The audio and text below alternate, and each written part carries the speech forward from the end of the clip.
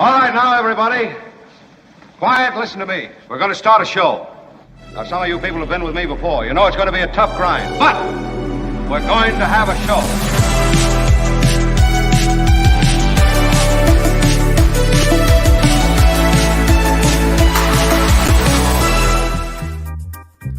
Hey, good morning, everybody. It is the Mark Thompson Show. I'm Kim McAllister, in for Mark Thompson. Next to me is Tony producing the show. Tony, I kind of feel like I'm sitting in the dark, and I don't mean to be, but when I plugged in the lights for the Christmas tree, it like dimmed the light overhead. Something happened, and now it's either the tree and me in the dark, or maybe lighter but no tree light. So I'm going for tree light. The camera's compensating, so what it's doing, since there's light behind you, it's making everything dark. It's just, so if you turned off the tree lights, it would probably be fine. I love how you know stuff, Tony. But there's a window with blinds happening too, so that could be bleeding because the camera's the whole thing. I'm a mess in here. I'm a mess. But that's okay. That's why I had to put. I see on mine. I had to put a little piece of cardboard back there just to block, because the sun would come through just that edge and make everything a mess. That looks super classy, Tony. That's high class you got going back there with the cardboard. It's just for the shot. For this shot. It's up to me. I do it in my garage. I've shown you what my garage looks like. Oh, well, listen, it might be a little dark in here, but the conversations today are going to be really, really amazing. I did talk to Mark last night. I'll tell you exactly where he is right after this. Here it comes. Ready? There you go. Talked to Mark last night. He is docked off the coast of Lima, Peru. Ooh. Yeah, there's been some bumps in this road on the 3-week-long cruise. There's been some illness. There's been some long waits in the sun for transportation. It's not all fun and games and happy camp, but he does seem to be living up all his fears that he had going into it. Yeah, he still isn't quite the model vacationer, but he's all right. He's in some exciting new places, and they're seeing some new things, so that's good. Of course, Mark will be back January 2nd, so we have a ways to go without him. Are we at the point now where we're counting how many shopping days are left? Is that what? I think it's too late now. Is what it? I think we're at shopping days too late. If you haven't fixed it by now, figured it out, you're done. Well, please click get what's left of the scraps on the shelves. Like, well, how's a gift card for you? Please click the like button. Please click subscribe as well if you can. TheMarkThompsonShow.com is where you find all the links to all the stuff, the Patreon, the PayPal, etc. So thank you very much for that. We will be getting to news, and we have a lot of politics to talk about today, and I am really excited. I love every visit with this Pulitzer Prize winning author and friend of the show, amazing journalist, David Cay Johnston, everybody. Let's bring him on in. Hello. Hello, Kim. Things are filling up on the bookshelf behind you as we progress. Bit by bit, we're getting it back. It's looking pretty good back there in the Johnston household. So, a lot of things happening, and Trump stories just keep coming and coming and coming and coming. Meanwhile, Nikki Haley is rising in the polls, and I kind of don't know whether to bring this up or not, because I know you've told me before you don't put a lot of stock in polls, especially at this point. But when she's rising in the polls, and when it's now become that the Trump campaign is focusing its money to spend on attack ads against her specifically, does it become something of note that we should pay attention to? Because I think at this stage we need to pay attention. We're seeing people withdraw from races. Yeah. And in Nevada, we're about to have a schizophrenic primary among the Republicans. Oh. There's an election which voting starts, I think, Friday or Saturday, for military and people out of the country, and continues through early June. And Nikki Haley will win the Nevada Republican primary because she's the only one on the ballot who is a recognizable name. Mm-hmm. Then there's a caucus. Donald is in the caucus because the Republicans said you can be in the primary or you can be in the caucus. You can't do both. What's the difference as far as who is the nominee from your state? Well, That's not entirely clear at this moment. What? But I think that the caucus will turn out to be more important. But, this is part of the, we already have a severely dysfunctional government because the idea of, negotiating and compromise is just been destroyed in Washington. Back in up until, about 1984, maybe 1990, Republicans and Democrats in the House and the Senate would rent houses or very big apartments, and they would live together. They would drink together. They play cards. They do other things men away from home for long periods of time are known to do. And now the last time I checked, there were no Republicans and Democrats sharing housing. And somebody said, bipartisanship these days is a Democrat and a Republican sharing a cab. Wow. And so as that has taken hold, we have these efforts in both parties to control who becomes the nominee. Hillary's crowd in 2016 tried very hard to eliminate Bernie, for example. Mm-hmm. And so in this case, where we have a primary, Haley will win, and a caucus, Trump will win. And my authority on this is an excellent journalist I've known for, 45 years, John Ralston, who runs the Nevada Independent. We'll have a bit of a mess there. But Haley is starting to get money from wealthy donors who don't like Trump. Yep. And believe he will be bad for their business interests.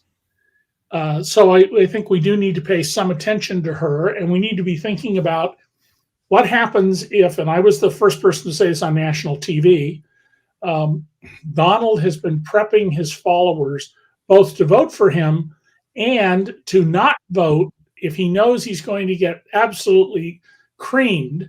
He can say, it's all rigged, stay home, don't participate, the deep state.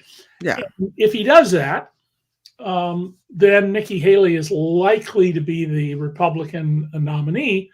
The racists will have a very hard time with that because she's, born in the U.S., her parents are from India. And, this will turn out to be, I think, rather interesting as we go along here, and whether Trump is able to stay in the campaign. And his delay tactics mean that he is going to be sitting in a criminal courtroom during the daytime, much of the campaign, and he has no one to blame for that except Donald J. Trump. So the CBS YouGov poll, the numbers are 44% of likely voters in the GOP primary in, I believe, New Hampshire. So this is specific to New Hampshire. Right. Are going for Trump. That's 44%. 29% Haley. So she's the second top vote getter there. 11% DeSantis, 10% Christie, 5% Ramaswamy. The rest are negligible. Right. But if we see a DeSantis drop out, there's 11% likely going to Haley, mostly to Haley, I would imagine. 10% Christie, probably going to Haley, right? So she then can rise. And the question is, I guess, do Democrats want an adversary in Trump because maybe with all the baggage he carries, he's easier to beat? Or do they want an adversary in Haley because no matter what, she moves on to the next step, and it's safer for America to have her in that spot running for president than Trump? Well, you always want to run against the weakest person you can. Right. In California, where you are, and I spent almost 40 years of my life as a native, there was a tradition of registering in the other party to make sure that the weakest candidate won the primary so that you could vote against that person in the general election. In California, it was easy to change parties. Here in New York, where I've lived for the last 30 years, it's very hard to change parties. Oh, really? Yeah, it takes a long time. So clearly the Biden campaign would want to run against Nikki Haley, not against Donald Trump. Biden is clearly supremely confident about what he's doing, but I think he's making a major mistake. And I tweeted about this and threaded about it and Facebooked about it in the last day. The Democrats have never been good at marketing. The Republicans are masterful at ideological marketing. And the Biden comms people, communications people, they are all in a protective mode. I called the White House and then was asked to put it in writing to deal with his current press secretary and her deputy. And I got essentially, we don't like that question, go pound sand response on something that actually I realized later should be good for them if they answered the questions, but they won't. And they're all in protective and reactive mode instead of being in selling mode, instead of taking the agenda and running with it and saying, look at this project we've done. They're doing a little bit of that, but not in any serious way. I mean, the price of gasoline has fallen more than $1 since last summer. People don't know that. I can tell you by my monitoring of internet traffic that millions of people don't know that. How do they not know it? We see it every day at the pump. Because people are deny that. One of the most fundamental things that happens in humans is we are fundamentally herd animals. We follow leaders. And we're not quite cows, but we are herd animals who tend to follow a leader. So Ronald Reagan comes onto the scene, is seen as a leader and changes the whole direction of the country. And Donald Trump is perceived by many people to be a leader. And Biden, who is an incredibly competent person who knows how to work Washington, who has figured out, despite the Supreme Court limiting him, how to provide student loan relief to many, many people, not everybody, because the Supreme Court shot him down, and has gotten legislation passed with the same margin in the House that the Republicans have now, that is transforming the country's economy. He's not out there selling that. They are being reactive, and they're pointing to this little thing there and that little thing there. Somebody posted yesterday a picture on the internet of a project funded by Biden's Inflation Reduction Act. It's in a blue state where it isn't going to change anything. No. Those signs need to be going up in states like Ohio, Pennsylvania, Wisconsin, because Trump only has to win about 7 battleground states, and he will be back in the White House. He could lose by 10, 20 million votes, and because of the Electoral College, get back into the White House. And I think it's time for Joe Biden to get a new comms team. And the fact is there are a bunch of alienated Republicans who left the Republican Party who know how to do this. And he needs to have a positive message, not a reactive message. He's been pretty good personally about not reacting much to Trump and the people around him, but he really needs to get out there and emphasize what's happening. And the two issues that a lot of people feel are gasoline prices, which have come down, even though a lot of people are in denial of that, and food prices. And many food prices have come down. Overall grocery prices. And the U.S. government spends a lot of money sending out people who are like shoppers. They go out and check prices. They go down lines in supermarkets and look at this item and that item. Food prices overall are up 2% from a year ago. Mm-hmm. Going forward, we're going to see inflation now at 3.1%, dipping down into the 2s. 3% inflation is essentially the average since 1947. Yeah. And, but they need to sell in a positive way this message. And sadly, the Democrats have just never been good at this. I have written about, how awful the Democrats are at messaging. I've talked to some of them face to face. I've also talked to Republicans about how good the party is at this. And what I detect in the Democrats is a sort of belief. Nancy, I know, certainly I got this vibe from Nancy Pelosi. Mm-hmm. Well, we're doing good works and people will recognize that. No. You have to go sell the good works you're doing. You can't just assume we're doing the right thing and people will think it's the right thing. Well, it also kind of assumes that people are paying attention. And honestly, if you talk to most people, they're not even paying attention to the news most days. Right. Well, one of the big differences in the world, when I was a reporter in the 60s, 70s, 80s, 90s, and wrote a story about, some kind of misconduct by a politician, things happen. People got fired. Voters turned people out of office. Now, as a reviewer of one of my books said, the public gets told stuff, but they don't react. They don't care. we have developed in this country a broad sense across the spectrum of powerlessness. Yeah. You can't fight City Hall. You can't win. People in my Twitter thread were saying there's nothing that Biden can do because the news media isn't doing its job. No, it's your job to put the news out there. Most of the news isn't what I did for a living and do for a living. Mm-hmm. It is accurately reciting what sources say. And if you're not selling your message, then the other side gets quoted and you are in the defensive. That's right. Because we kind of brought up the media, I want this right before we came on the air. I saw this story pop up, and I wasn't going to bring it up to you, but now I'm gonna. There's a story today that says Fox News tops MSNBC and CNN as the most trusted news source in this new poll, that more voters are relying on social media for news than any cable news network ahead of 2024. This is a New York Times Siena College poll that was done that says no major media company is universally winning over voters. Participants were asked which news source they turn to most often. Most are scrolling through social media and maybe popping on cable news. According to the results, 13% cited Fox News as their most consumed news source. CNN follows at 10%, MSNBC at just 3%.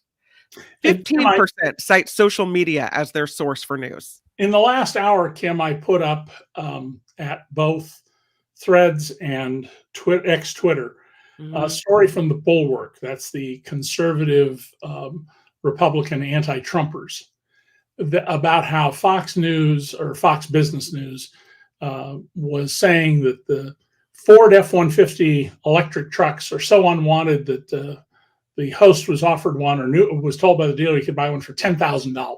What? Right. I mean, you know, your reaction, anybody who knows anything knows that has to be a lie, but he doubled down and kept insisting. He told Pete Buttigieg he'd give him the phone number of the dealer. Apparently hasn't followed through. Of course. So, you know, Fox News lies all the time. The people, thank you for those who are watching for putting that up on the screen. The people who watch Fox or MSNBC or somewhere else are going to tell you that's the source they trust. Otherwise, you know, that would be a sign of some kind of mental illness. Well, you know, basically I only watch what I don't believe. But, you know, asking people about who you trust, well, useful socially, what it really tells you is what do you watch? Yeah. When I was at the Philadelphia Inquirer, which was a very aggressive, honest paper run by people with strong backbones. They won 17 Pulitzers in 18 years, and they really earned about 35 during that period. Yeah. They were absolutely fearless, and they hired consultants, or the corporate headquarters hired consultants, and we had to go to a meeting. What do people want to see in their newspaper? And I just broke up the meeting by saying, excuse me, I don't know anything about fashion. If you ask me, what do I want to see in fashion? I can tell you longer skirts, or shorter skirts. And that's sort of the end of my knowledge. I probably, like most men, will tend to favor shorter skirts. But because it's our business to tell you what we think is important. That is the one judgment that we are absolutely entitled to. Here's what we think is important. Mm-hmm. And MSNBC is rigorous about fact-checking, correcting the record, inviting people on, and if they won't come on, finding proxies for those people. Fox hasn't had me on for 15 years because I corrected their host too many times by saying, gee, if that were true, I'd be upset, Lou Dobbs. But that's not what happened. Here are the facts. Why would they want you on? They can't get away with the lies. No. Yeah. So I got, you know, finally someone to call them on their baloney. No. It's a segment I was on about 15 years ago, and Bill Salmon just stopped it cold in the middle, and the cameraman said, I don't think you're ever going to be on Fox again. Hallelujah. And at CNN, similarly, there is a serious effort to cover the news. That doesn't mean things are perfect. When you get to a war like what's going on in the Middle East right now, the first casualty of war is truth. Everybody's lying to promote their position, and you try to do the best you can. And yes, I've seen a fair amount of journalists getting snookered, particularly in this war. But to trust Fox, where it's so well documented that they just make stuff up. There have been scholarly studies. There have been studies by Angelo Cursone's group, Media Matters, and by others, right, just showing that they make stuff up. In the case where they paid the $787 million in damages. Right. I was going to say it's public that they with the voting machine scandal that they lied, and all the emails that came out. It's public that they lie. So I think all that poll does is tell you a lot of people watch Fox. The people who watch Fox, by the way, are more likely my age than yours, Kim. Yeah. For those who aren't watching and just listening, I have lots of gray hair and almost no black left. I've never seen a gray hair on Kim's head. Oh, they're there. I'm sure they're there.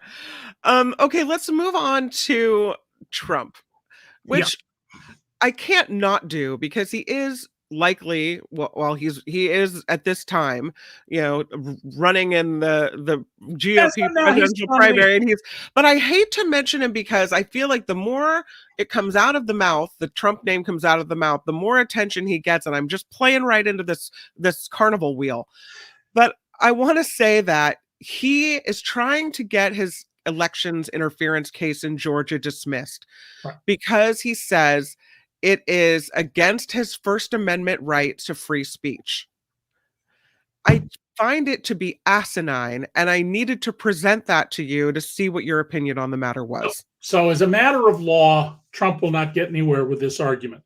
Similarly, in his Washington, D.C. case, where he contends he has presidential immunity, even this Supreme Court, he's not going to get anywhere. It's possible that the very corrupt Clarence Thomas will vote for Trump if he doesn't recuse himself, which he should. That is, recuse meaning remove himself from the case, because his wife is an active partisan in these matters. And there's calls for recusal, but so far nothing. He should be. I think the man should be impeached and removed from office, but there aren't the votes to do it. That's a political action, not a criminal action. He might or might not get Alito's vote, but he will not, under any circumstances, get the three liberals on the court. He's not going to get John Glover Roberts, who wrote the opinion when Trump said, "You can't subpoena me," in New York, and the opinion starts right off saying everybody has to respect the law and do what the courts tell them to do. Trump's argument is that you can't restrict his free speech. Well, I'm sorry, he is a criminal defendant out on bail. And that's not the same as you and me. He is allowed out on bail, subject to various things. He can be remanded. And any other criminal defendant in the United States, given what Trump has done to intimidate witnesses, to threaten people, and what's happened with the threats against people, would be behind bars. Mob bosses don't do this. If a mob boss wants to give a witness, the witness may disappear, but they don't go out in steps of the courthouse and say, "Will someone rid me of this witness?" Which is effectively what Trump has done. And his efforts to delay are simply going to mean that instead of his trial in Washington, D.C. for trying to overthrow the government starting March 4th, it may start, April 4th. It's going to last 3 months. That's his problem. He created this problem. He could have demanded to go to trial. When the initial indictment was filed, under the rules, he could have demanded a trial in 70 days. Mm-hmm. And he would be done with his trial by now. And either he would be acquitted and he says, "I did nothing wrong, there's no case."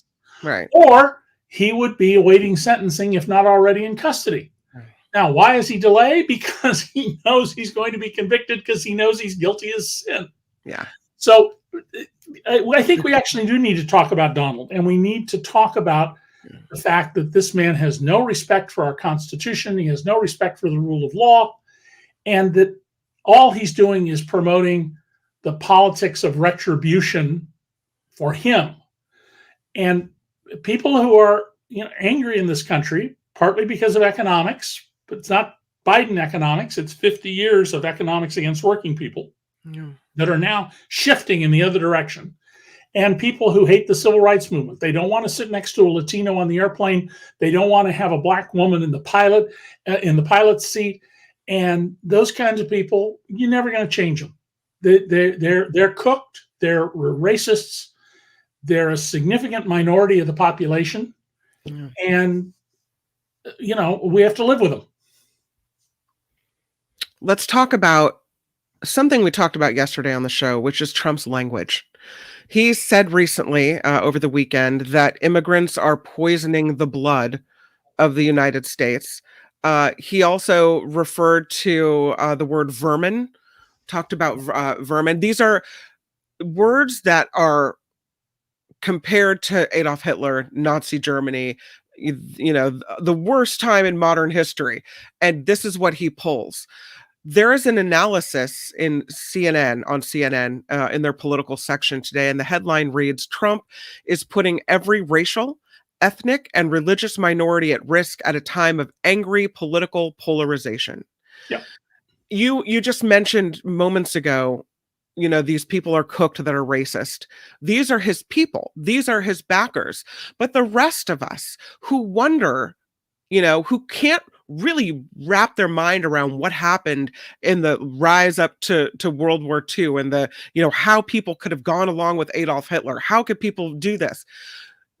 Is there a comparison? Is it a fair comparison to be made that he's pulling the same language and he's kind of trying to go along the same lines? Kim, I want to answer that, but I just want to start off with, I think we would do well as a society to try and move away from anger towards humor. Yep. I posted a lot of things at X, Twitter, and Threads that I say political humor or political art to try and get you to smile. Yeah. And recalling those ads that used to run where, 4 out of 5 doctors recommend Chesterfield cigarettes. Right. 4 out of 5 Trump children say their mother is an immigrant. That's true. It's true. When Donald doesn't want immigrants, he doesn't mean people who are white from Europe. He means people who are from Asia and Africa and Latin America. Yeah. So that said, Trump is exactly following the playbook of dictators who destroy democracies. Sarah Kendzior, Kendzior, who was a journalist and then got a doctoral degree in autocratic studies, has written brilliantly about this. She has a wonderful book. It's very readable. What Trump is doing is dehumanizing people who are what sociologists call the other, capital T, capital O, the other. And this is a real test of who we are as a people. Are we, in fact, a racist country where people who want to bring back slavery, and I've literally had people call my home and tell me, what we need to do is make these people slaves again. That's all they're fit for. Is that who we are? Or are we people who want liberty and freedom and justice and to get along and recognize that there's this wonderful, vast variety of human beings who, if we ennoble them, have produced so many wonderful things: art, culture, science, engineering. And so this is a real test of who are we? And the key to that test is going to turn out to be how well we do at getting people to the polls. The Trump people are working very hard to both get people to the polls and block people they don't want to get to the polls. And it doesn't matter particularly how you're going to vote in California where you are or New York where I am, but in Pennsylvania and Ohio and Wisconsin, those states, it matters a great deal. And yes, Trump has made it very clear what I've said more than 8 years ago. Donald Trump wants to be dictator. And he's now said, I'm going to be dictator, but only for a day. You've ever heard of a dictator who gave up being a dictator other than by death or revolution overthrowing him? Doesn't happen. Doesn't happen. Donald gets in the White House. That's exactly what's going to happen. And Kim, I predict to you that one of the things a Trump administration will set out to do very early on is to repeal the Freedom of Information Act. The government will decide what information we're going to give you. We've already seen this happening in Florida, where the state attorney general says that what books are in libraries is the state's free speech, not yours. I mean, that's Orwellian. So you what you said was so powerful, and I'm disillusioned by just getting people to the polls, because I read a story saying that China, Russia, Iran, and Cuba all tried to meddle in the 2022 congressional elections. That from a new assessment of intelligence. And by the way, in that election, they failed. They were successful to some degree in 16 and perhaps 18. I don't know about 18, but in 16 and 20, they had some success. in 2022, there were enough things put in the way that they were not at all successful. I feel like, though, it's about more. I mean, it is about getting people to the polls. I'm not going to disagree with you, but there's other things at play here, and people trying to work against us, countries trying to work against us. And it feels frightening to me that we could then, because of more people pay attention to social media, and we know that these countries are getting on social media, attacking us on social media and trying to influence our elections based on that we really have a fight on our hands, of an informational fight. Right. Well, we have not figured out as a society how to deal with your rights of free expression and digital media, where people who are agents of the Russian government, they're like the 24 Russian officers who we've indicted. We'll unlikely ever capture or try any of them, but we've indicted them, and how they are interfering, and how to address this. And we're not even seriously talking about that, by the way. And one of the first steps we need to take in that direction is we need to work on seriously talking among ourselves and stopping this business of teaching lies in our history. And if you don't think we teach lies in the schools, there's a wonderful book called Lies My Teacher Told Me by an education theorist who got every single textbook he could lay his hands on, hundreds and hundreds of them, and went through them and just showed, lie after lie after lie that we teach. And then, of course, to this day, my husband will circle it and provide factual evidence that it's not true and send it back to the classroom. Like, that's not right. Yeah. And the same thing with sins of omission. Yeah. We just saw one of the right-wing sites saying, having one of the congressmen on saying that, well, it's white people who made America. Really? Let's see. The first person who died for this country was a Muslim. All sorts of inventions, the math that got us into space were done by black people. Much of the wealth of this country came from slave labor.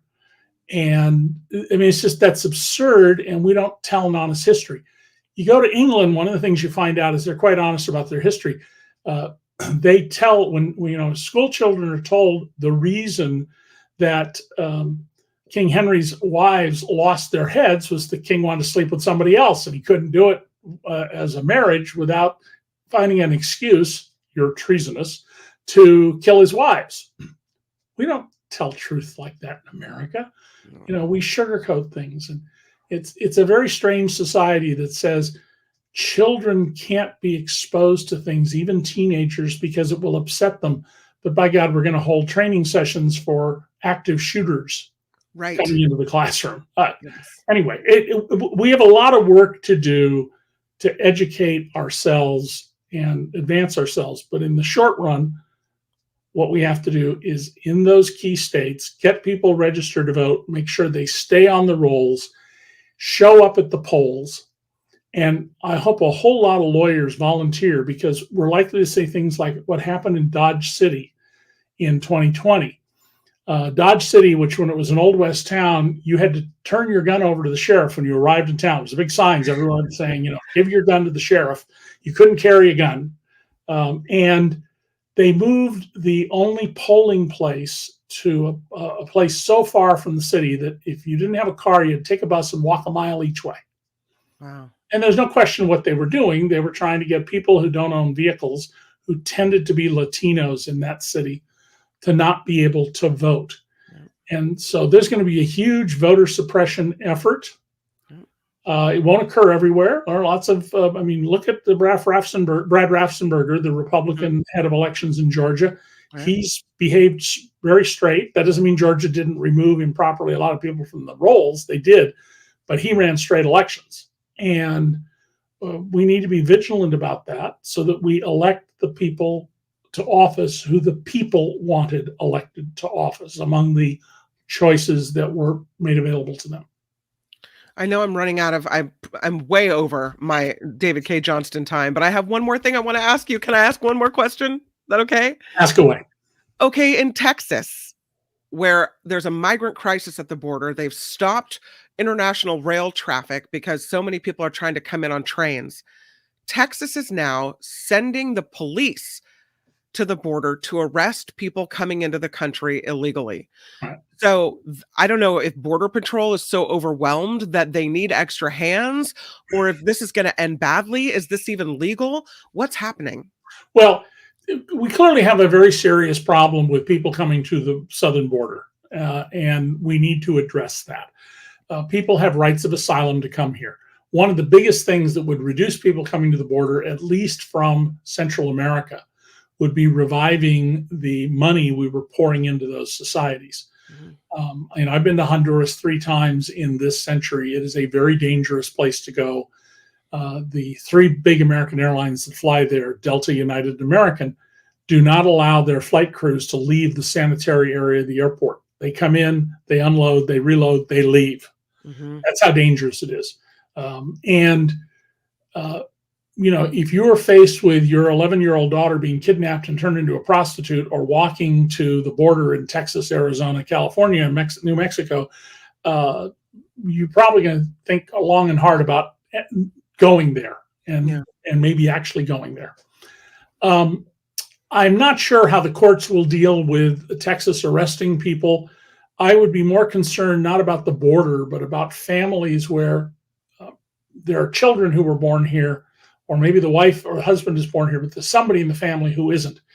And if you start removing all of these people who are in America without permission, then you're going to have a huge economic collapse among industries throughout the Midwest and in Chicago and some other cities. And Trump, says we're going to round all these people up like Stephen Miller, his minister of hate, wants to do. That guy. And so I'd worry about that. One of my daughters, who looks like me, unfortunately for her, about as Irish looking and Norwegian looking as you can be, she got stopped driving across Arizona when they passed their wear your papers law. Oh, yeah. And the state trooper who held her for close to an hour kept saying, what part of Mexico are you from? And she kept saying, She kept saying, look at me. Do I look like I'm from Mexico? And, he held her and kept saying, I know that you're an illegal from Mexico. Whoa. And she got to a safe place away. She called me on the cell phone and told me all about this. The laws like this will be used by the police to stop and harass people who are simply Latino. And probable cause has now been given to them. If you look Latino, we can stop you and say, where are your papers? That's not freedom. That's not America. That's a authoritarian state. Yeah. And gosh, I'm old enough to remember when Republicans said we want smaller government. No, we want a government that's so intrusive, you have to die if your pregnancy goes bad or come right to the edge of dying.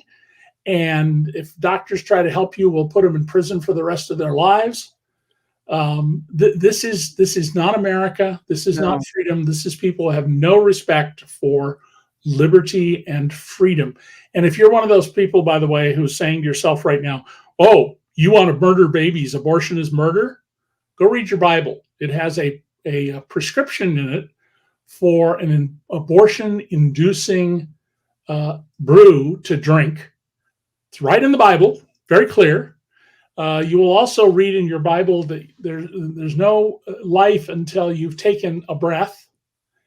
This was not an issue before Phyllis Schlafly and other people found a way to, give some meaning to their lives by stirring up this issue. And, I've been there twice where my wife was in danger of dying and couldn't make the decision on what to do. So I have a very real understanding of how crucial it is in women's health that I don't think most men have, and a lot of women don't think through because their pregnancies went fine. Most pregnancies go fine, but we have the highest childbirth mortality rate in the modern world. Cuba has a lower mortality rate than we do for newborns. And as one of my daughters who immigrated to Canada over these kinds of issues likes to say, nothing comes between me and my health care but my doctor.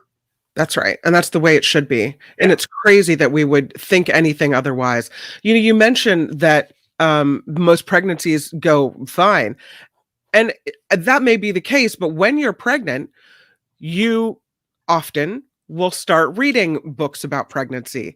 And you find out as you're reading how much can go wrong. Oh, absolutely. And it's frightening. And the more you read, the more you're like, oh, this is a very precarious situation I find myself in. And it's true. My mother used to say that if men had to have every even-numbered child, every family in America would have either one child or three, depending on that would be it. I really was. So. Last question I wanted to ask you, and it's just because we're talking about the border, and it is, yesterday we were talking about immigration, and today as well, and I see in the chat often that people will say, President Biden is failing to secure our borders. He's failing on immigration. And I was watching an interview, I think it was CNN, with Senator Lindsey Graham, who was excusing the type of vile language used by Trump, saying language doesn't matter, actions matter. And President Biden hasn't secured the border, but the terrorists weren't getting through the border when Trump was in office. Has President Biden failed at the border? What else should he be doing that he's not doing? And was Trump really better at Biden than border security? First of all, don't assume terrorists didn't get through the border when Trump was here. We don't know. There could be very active terrorist cells today. We do know that Bill Clinton was very effective when he got intelligence that something bad was going to happen on Millennium Day. And he basically made the heads of the 17 intelligence agencies get up at 4 o'clock in the morning to be in the White House to brief him. And sure enough, when the guys who were going to blow up, stupid idea, the Golden Gate Bridge, or else set off bombs at the Bradley International Terminal at LAX, a border guard at Blaine, Washington, said, I don't like these guys, and pulled him over. And we found their bomb making plans in the trunk of their car. Trump wouldn't know how to do things like that, and he doesn't know how to run things. I think that the circumstances at the border have changed, and Biden has not responded well to this. He's been very focused on the economy, on keeping Ukraine from becoming a vassal of the Kremlin, which would mean endless wars through your life, probably your children's lives in Europe, and on the situation that Hamas started on October 7th. But we need to pay attention to what's going on at the border. The numbers of people that are coming are simply larger than we can reasonably process.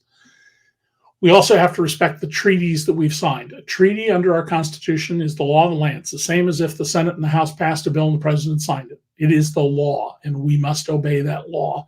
And asylum seekers have a right to come here. And of course, a lot of people legitimately have a claim of asylum, and a lot of people don't. And we can change our definition of what's a legitimate claim of asylum. So if everybody in the world who has a legitimate claim of asylum were to hit the border, we would be, in fact, overwhelmed because there's so much bad stuff out there in the world. So there's a legitimate point of criticism, and the Biden administration needs to act decisively to address doing this. And one of the best ways to address this, and easiest ways, is to go back to pouring money into Central America. Little known fact, I've written about a DC report, and since then it's been picked up by the CBS Evening News a couple of weeks ago.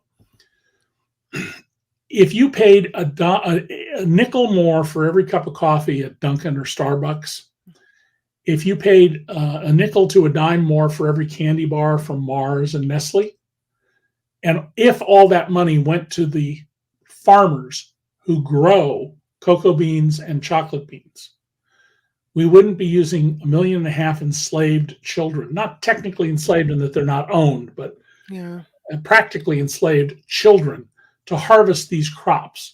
You'd be able to pay adults to do the harvesting. The adults could then feed their families, and you wouldn't have this pressure and the rise of gangs to come north. A nickel, a dime, really? The average cup of coffee, when I wrote about it at Starbucks, cost, as I recall, just about $4. It's in the DC report piece, so somebody can look it up and see. And A nickel is an insignificant amount of money. It's like the old Warren Beatty remake of Mr. Jordan, where the guy is taken up to heaven and then given a chance to come back. and he says, "You mean the cost of not killing all the porpoises and dolphins to get the tuna is a penny a can? A penny a can more for tuna?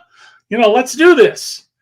And so, better foreign policy will help with this. It was the Trump administration that cut off a lot of the money to Central America because the Minister of Hate, Steve Miller, doesn't want Black and brown people, mostly in Central America, brown people, getting any money.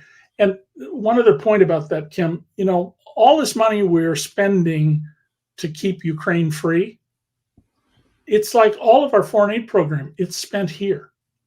When we provide foreign aid food to another country, you buy American crops and we pay to ship them there.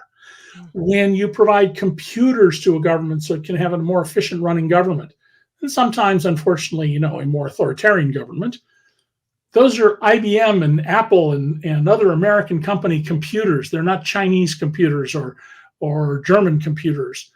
And we need to recognize that when the Republicans say we're not going to give money for Ukraine and the war in Israel, and we're certainly not going to give money to Central America, they're really saying we don't want taxpayer money spent to create and sustain jobs here in America. Yeah. It's an anti-worker policy. Unfortunately, that's not how our news media overall covers it. But that's the reality. 90% of the aid to Ukraine is spent paying American workers and suppliers. That's interesting. And it's not an angle that you hear very often. Thank you for bringing it. I could keep you on this show for the whole 2 hours and never, ever run out of questions to ask and things to learn. David Cay Johnston, a pleasure having you on. Will I get you the day after Christmas on the 26th? Yeah. All right. We'll back a week from today. Take care. I'll see you then. Bye. Bye. David Cay Johnston, everybody. Yes. Thanks for being on the show. Excellent. All right, Tony, let's do a little bit of news. And then I've got a wonderful interview that Mark Thompson has done. He's talked to Leigh Savidge, who is a co-writer and producer of Straight Outta Compton. He's deep into the world of Death Row Records. He has some ideas on the Tupac Shakur murder. And he's a fascinating individual. So we'll hear that interview in just a few moments. But first, let's do a little bit of news right before we get to it. The Mark Thompson Show.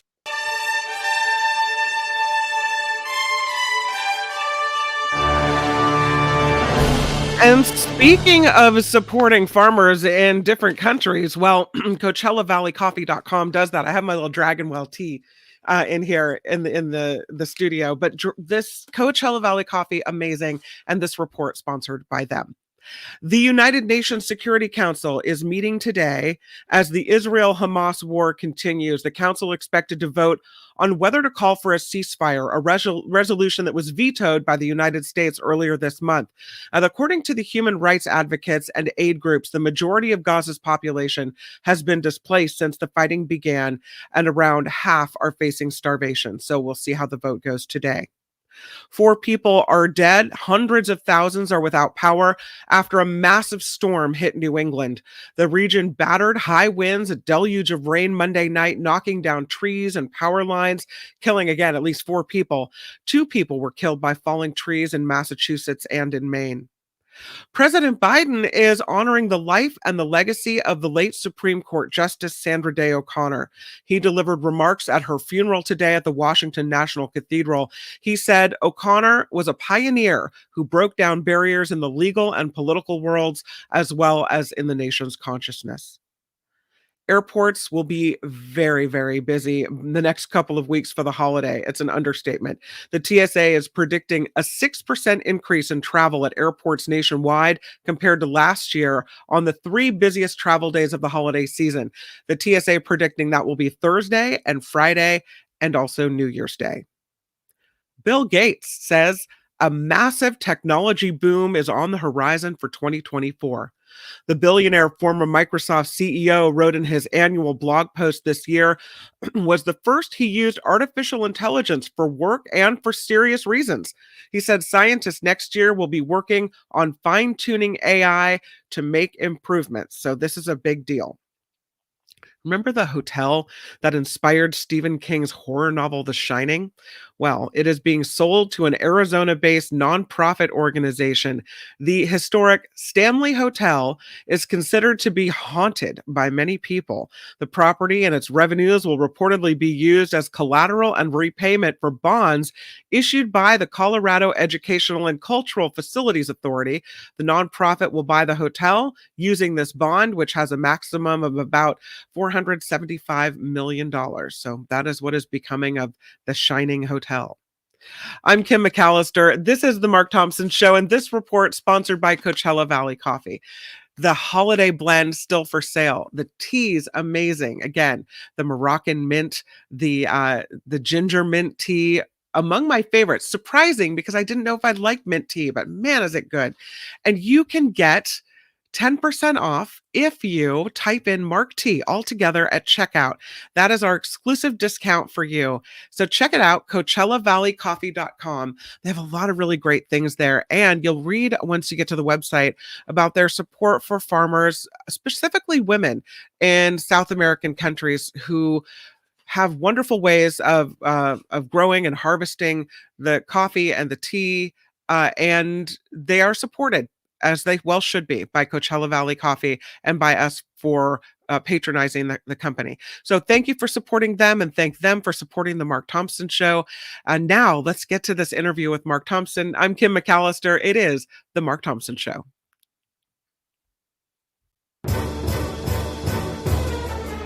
The Mark Thompson Show. It was great. I loved it.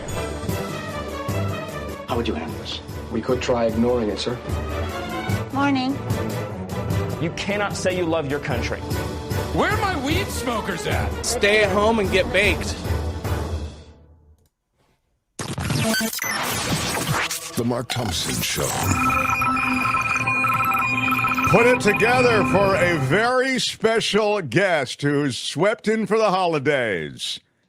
He's a writer, he's a director, he's a producer.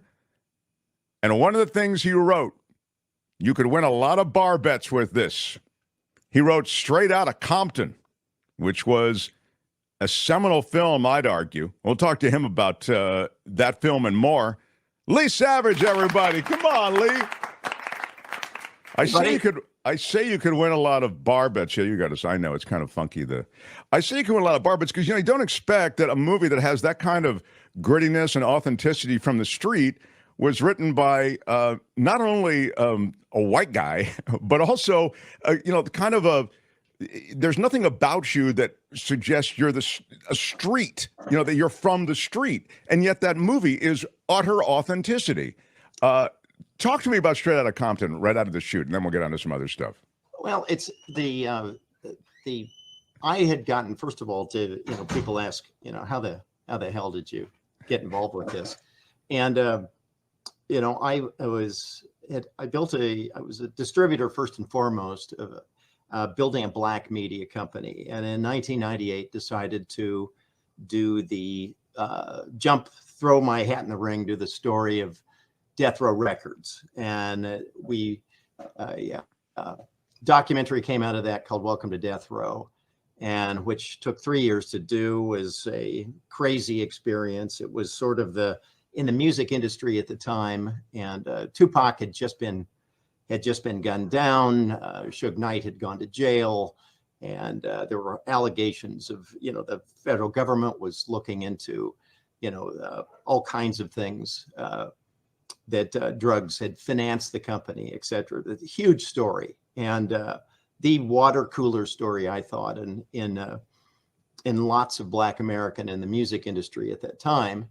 And so over the course of 3 years and interviewing a lot of the people for that project, the origin story and how Death Row kind of blossomed out of or emanated out of the Ruthless Records and NWA story. When we finished that doc, when I finished it, I started writing original drafts of Straight Outta Compton. I should be clear, there were, you know, a couple of writers on this. I'm sure that's true. Yeah, but in terms of the origin story, the first 26 drafts, getting Tamika Wright to sign the shopping agreement that allowed it to be sold into New Line and get it on the radar of Tamika Wright. That's really how it all happened. But it happened tell us who because Tamika of Wright the is. Background, because of what had happened with the death row story. Tamika Wright again is Eazy-E's widow. Okay. So I mean, in what was critical in Straight Outta Compton was the publishing, and it was a unique scenario because all of those. The Ruthless, a lot of the publishing for the Ruthless material was owned by Tamika. So she was the critical piece of the puzzle. You couldn't get the bat off the shoulder until you had in my case, a shopping agreement where she agreed to a draft of a script, and we took that package into the studio. And then of course, all this, 9 years of negotiation went on, before that movie actually got made, because it's enormously complicated. You had, when a lot of these stories, the people that are critical, that are still alive, they've got a lot of history with one another, a lot of, there's a lot of open anger. And I mean, to get Tamika and Ice Cube and Dr. Dre all in the same room and get them to agree on something, it took the will of Job. Did the world of hip hop and rap and this sort of music that came from that world of legitimate grievance with each other, I'm talking about, with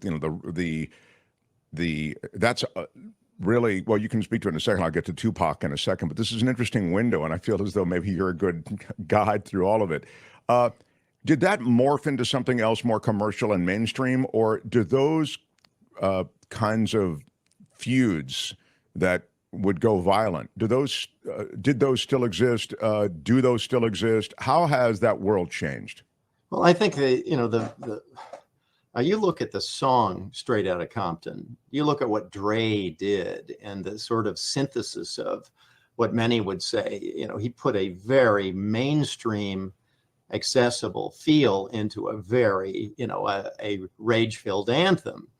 And what these, what the artists and would always say is, we're CNN in the inner city. We're documenting what we've seen, and people probably may not like it, but the idea that, a hip hop album, let's say, that does under 500,000 units, that's mostly inner city, the black audience buying it. But when these albums go into 3 million, 4 million, 6 million, that's 80% of those are white teenagers buying that. So it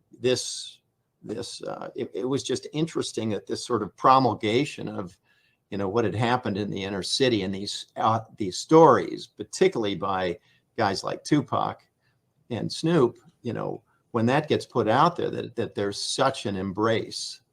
I don't know if I answered your question. No, but actually, you did, and you did, and you've also kind of led me to the follow-up, which is when you mention certainly Snoop. I mean, Snoop has become a commercial business, an industry. Sure. And my question related to how much mainstreaming, excuse me, how much mainstreaming of that hip hop grittiness has there been since those days? Well, I think, people look at its gangsta rap, this idea of the gangster element, that sort of had its period. So there was in that era. And I think the hip hop had to sort of evolve beyond that. But if you look at what was happening in Death Row Records, I mean, this is, you've got Crips and Bloods in the office. You've got, artists dying, being murdered. You've got, fights, and, they were located in this building where the Regency Club was at the top in Westwood. So you've got the sort of iconic, you've got Bob Dole and the sort of, big Republican politicos sitting up there in the Regency Club. And then you've got fist fights and crazy stuff, 10 floors down in the same building. Nobody had operated in the history of the music business in the aggressive kind of way that Suge Knight did. So that gangsta thing kind of came out of, the way, his vision for the company at that time. But I think as hip hop got more, there were people that would kind of go into that harder edged area in the business. But I think, it evolved more into much more different. It matured, kind it of sounds music. like you're saying. Yeah. I don't. Some people would say so. Some people Maybe that's would say otherwise. But I don't know. It just evolved. But Leigh, those lyrics from those days of where there was Bloods and Crips, and you felt that there was not only aggression. There's certainly aggression in the lyrics, but that there was violence, and there's violence in the lyrics, and there's a call. You could even suggest, almost a call for violence, or a call, to this is a. It's a pretty dark world in many ways, reflected in the hip hop lyrics if you look of at the the time. climate now, in the climate that we're in, the political climate, the social climate, the cancel culture, good or bad or whatever. You look at the songs on The Chronic, which was Dre's seminal album, which is really, what made Death Row, and by proxy made Interscope Records, which was a failing entity at the time that just exploded. And then, you look at some of the tracks on The Chronic, and you wonder if how well that would do. People, obviously, it's considered a great album, but you look at some of those tracks now, and you wonder if that album was released now, what the reaction would be. Yeah, I guess given that's how things are. Sure, that's what I'm saying, in part, and so interesting to hear. Your take on it. And so let's go back a little bit, just because you were already steeped in Black culture and Black film, and even I feel like the Black exploitation stuff of the 70s, while it may have predated you chronologically, it is stuff that you embraced. And I believe you at Xenon, included that with the Rudy Ray Moore, the Dolomite world. That was a whole genre, wasn't it? The hip hop guys all loved Rudy and loved his form of rapping and stuff. And in fact, a Rudy rap is in The Chronic, made it its way into the Chronic album. So yeah, I just I saw an opportunity in the mid 80s, to go in and look at some of these filmmakers that had worked outside the studio system, that owned their own content, provide a distribution platform there and license. And so we got into business with Rudy, and we got into business with some other people, with Oprah's first miniseries, which was Women of Brewster Place. And we started looking at content that we could create. And we did, one with the first on Martin Luther King that was approved by the King Foundation. And that we followed that with Mahalia Jackson, which the great gospel singer, great gospel singer. But when we started to look at the Death Row story, that was a whole new kettle of fish. You got a federal investigation. You have to understand the level of fear that surrounded Death Row Records, after Suge Knight, during the time and after Suge Knight went to prison. The agencies, CAA and the big agencies, didn't want anything to do with anything connected with Death Row. Snoop had gone to No Limit Records, Master P, and I interviewed Master P at one point, and he went to see Suge in prison to be able to get Snoop formally released off Death Row, and Dre had left and basically given up his entire, stake in Death Row Records to go work with Jimmy Iovine and start a label called Aftermath. But it was just danger all around. I used to get phone calls where people would say, "I'm calling to see if you're still alive," and I just knew that if we could get to the finish line on this story, that this was one people were desperate to understand and know about. And particularly the connection with a guy named Michael Harris, who was serving back-to-back sentences for federal drug trafficking and attempted murder, who had put some money, had flushed it through his, the guy that was handling his appeal for attempted murder, David Kenner. They were able to get some money put through his client trust account critically into the label, which helped finance the, the Chronic. And of course, I looked at this as Black Shakespeare, because, Kenner, who was handling Mike's appeal, would later go over and become Suge Knight's right-hand man, and they would team up to betray Michael during that time. And I should say now that Mike Harris is out, his sentence was eventually commuted by Trump, and he and Snoop now run the latest version of Death Row Records. So it's really kind of it all came in an interesting way, came full circle. Is Mike Harris the guy who, in all of the fragments of stories that I picked up, there was one story where there was literally so much money associated with some enterprise? I want to say it might have been pot or something they were selling. I don't know what something like that.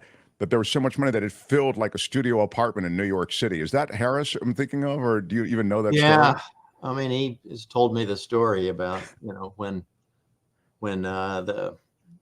basically how the feds found the money. And there were two safe houses, one that had, I think, 25 million and another one that had 45. And it was just a dumb sort of weird scenario how they even found it. But it was literally cash, was it not? Leigh? Yes, it was. Yeah, it was stacked up. He was dealing directly with Tina Escobar, who was on certain transactions, who was Pablo's niece. But wow. The other way is to look at this and it's an important distinction. Some people say, well, it's not a distinction. I think it is he was really, building a series of legit businesses, and he was doing these giant kind of one-off drug deals, to partially finance. So he didn't view himself as a drug dealer. He views himself as a businessman, and this was his way of obtaining financing for, all kinds of businesses, a limousine business and a hair salon, and he had 145 employees working for him. Oh, sure. No, it's a whole economy. Look, in the 80s, the city of Miami was, if you look at, it's like, how does Suge Knight decide to go to Mike Harris, who's now in prison? He's ripped Dr. Dre out of Ruthless, and he started up there in Dick Griffey's studio there in North Hollywood, and they're recording, the Deep Cover soundtrack and later the Chronic.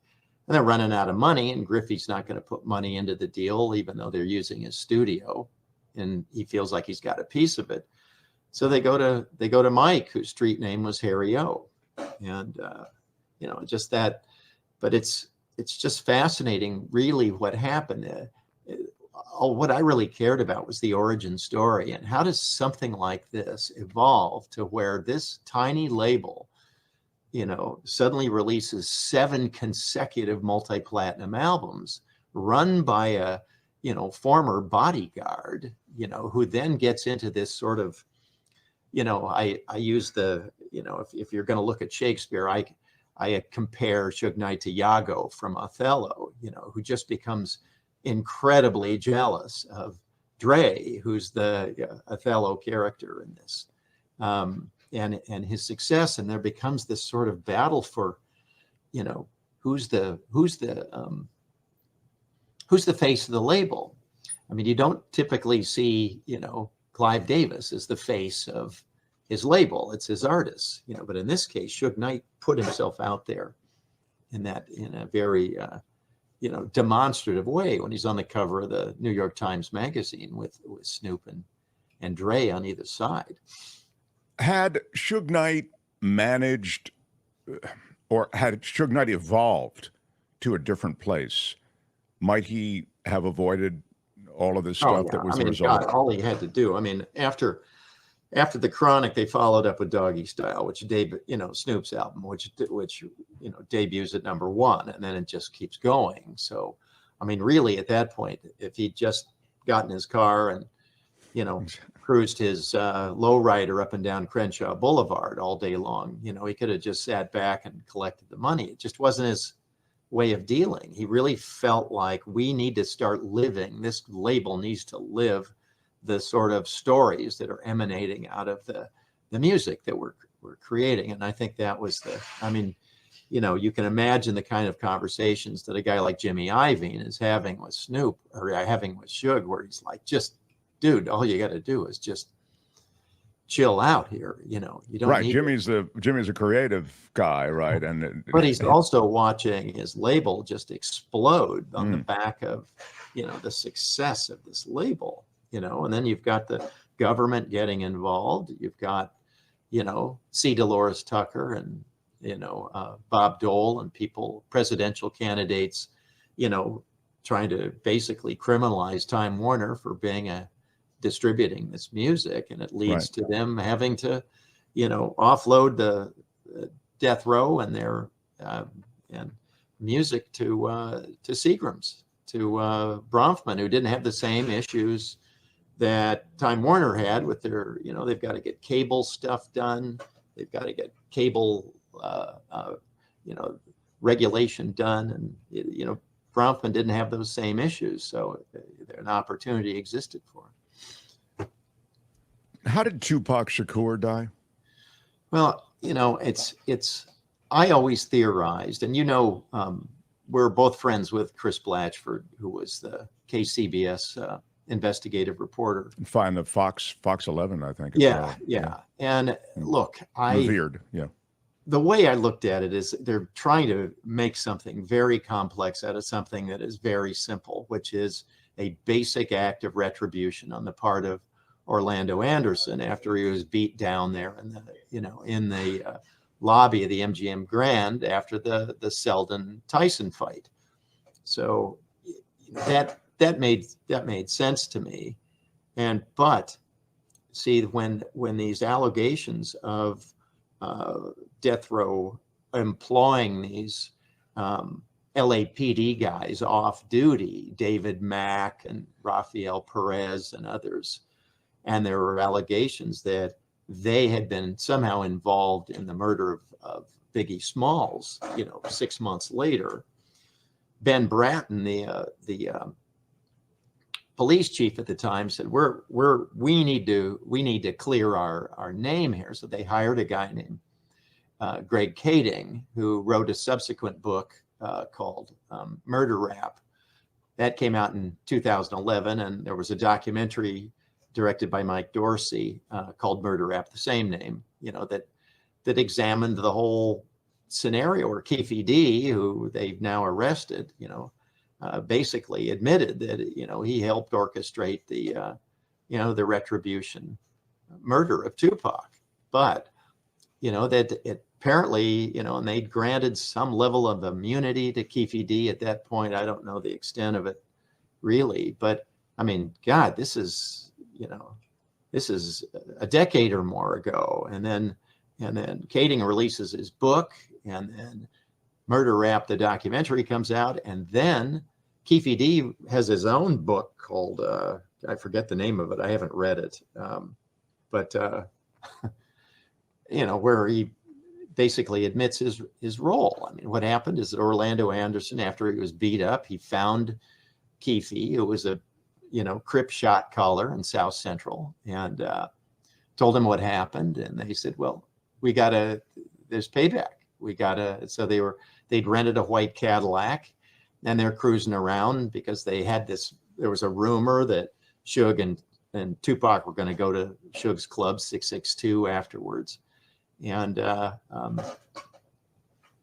just by happenstance, really, they happened to be going the other, another direction, and they saw Suge's BMW, and they would have missed it completely, but Tupac was waving to fans outside, and that sort of, they were able to positive ID him, and so they pulled a U-turn and then came in on the inside lane, and Orlando Anderson shot across somebody else and killed Tupac. And what's interesting, Mark, is there were all these crazy kind of conspiracy theories. I mean, I had a period where I mentored a guy who was Tupac's eyes and ears towards the end of his life. He was he was a Blood at that time, and a would-be artist for death row. And you heard all these stories of, well, he said that there was a rumor that Suge had taken Tupac and shoved him up against the passenger side window so he got hit, and Suge didn't. That didn't make any sense to me, because Suge got hit in the head grazed with a bullet. So, there were all kinds of rumors that, because, Tupac he sold 75 million records. So he's, he'd called an audit at that point now. And so there were rumors that he was leaving. He was probably looking to leave after he fulfilled his 3-record contract with Suge. So a lot of rumors were circulating that somehow Suge had done this and set this up, which I always said, that's absurd. That's absurd. And, Keefe, I don't know, boy, I don't know why it took, one of the reasons it took so long for this to get resolved, Mark, is because of the deep suspicion among mostly Black witnesses that they would be misused by law enforcement. So they didn't want to say anything. They didn't want to come forward. And so if you're looking for absolute, excuse the pun, bulletproof evidence, right, of guilt in resolving this, it's frustrating. But no one's talking, really. Yeah. If he's going to write it in his own book in 2019, maybe we don't need to. Maybe you don't need to worry about not talking, because he is talking, right? The guy who did it. Yeah. It's weird though, because kind of what, and then I'll move on. And it's so cool to get a window on a lot of stuff that we just don't know a lot about. I certainly don't. But it's so interesting to see somebody who I would almost consider hip hop royalty, right? Tupac, succumb to this, street level violence. It's just, there was no, at that time anyway, evolving past it. As you say, Suge Knight could have divorced himself from it once he got to a certain level. But it's amazing to me that a personality, a figure like Tupac, revered in that community as an artist, as I say, kind of hip hop royalty, that he could fall victim to this is extraordinary to me. I think you've got to look at what an extraordinarily complex guy Tupac is. Okay, raised by a mother who's a member of the Black Panther Party.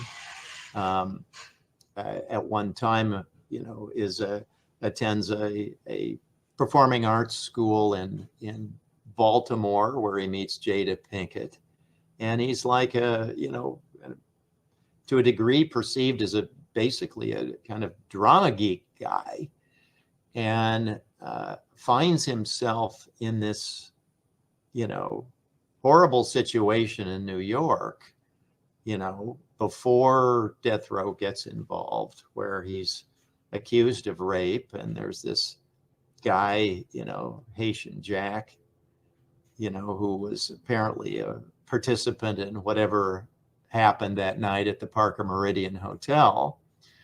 And, it's when he's accused, he calls out Haitian Jack. He mentions something to A.J. Benza, I think, in the New York Post.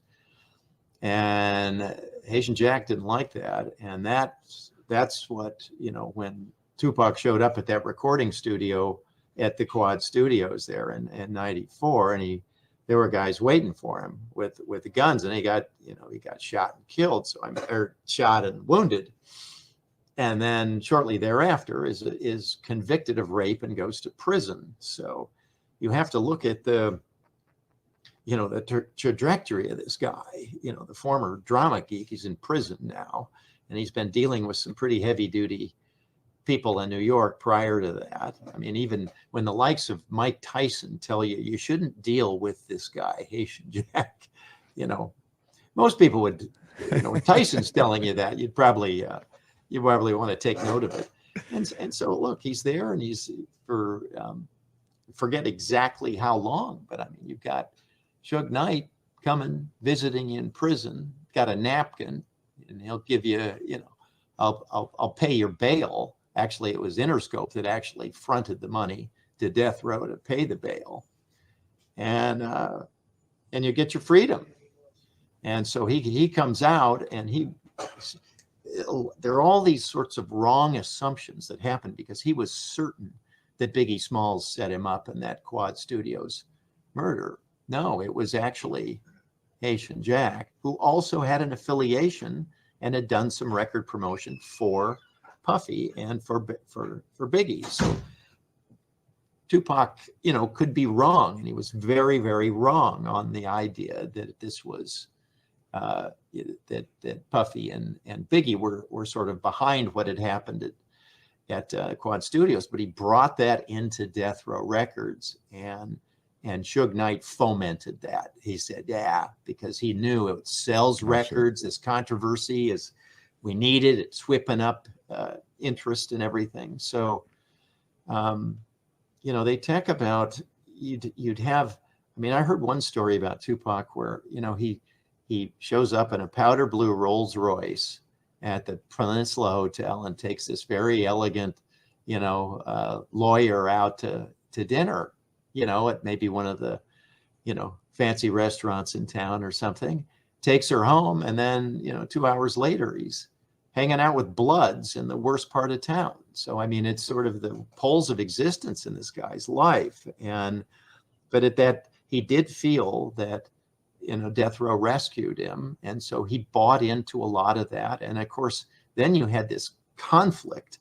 Dr. Dre really did not like Tupac, did not like him. And the decision to bring him into the label was not something that Dr. Dre endorsed at all, which is then starts this whole thing of, Tupac dissing Dre on radio shows and doing things saying he had nothing to do with the production of All Eyes on Me, which became the big album that came out. So anyway, you're talking about a guy that lived in different worlds, right? And tried to be authentic in every world that he chose to, be in. Yeah, and in a sense, he was authentic in the different worlds. Leigh, you actually produced, maybe directed, a couple of docs that are instructive and interesting, even if you're just taking, kind of what happened in hip hop 101 type thing. And can you just, I want to actually recommend them to the audience, and I'm going to put in the description of this video and this episode of the show. I want to put links to some of Leigh's work and films that he recommends, documentaries. Yeah.